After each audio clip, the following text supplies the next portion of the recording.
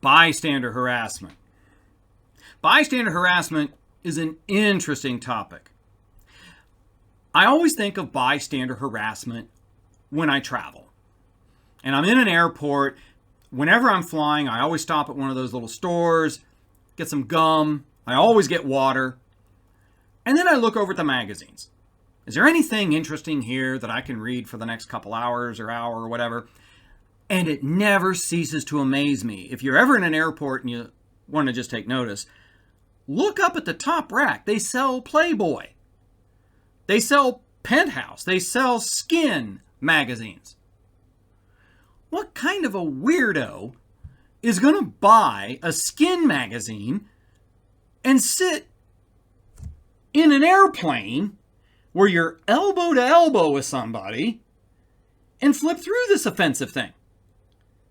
I mean, unless you're maybe flying Southwest and you want to guarantee that nobody is going to sit near you, I guess you could buy like 4 or 5 of these things and just spread them all over. And I think you can pretty much guarantee you're going to be sitting by yourself for a while.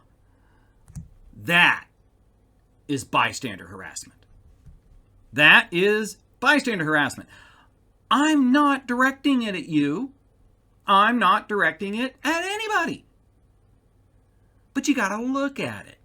You got to see it. This stuff comes up all the time. It's amazing. I will have people post postcards or something really offensive in their office. I even had a case once where a guy is sitting at his desk talking to one of his buddies about all of his sexual exploits in vivid detail.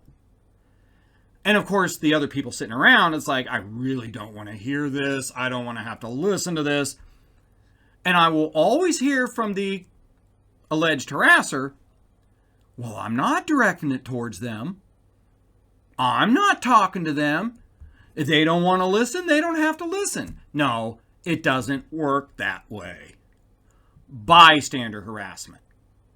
If you are using racial slurs, gender slurs, age slurs, that doesn't mean that you can just point them aimlessly throughout the workplace.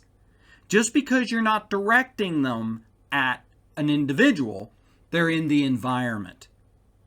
That all counts.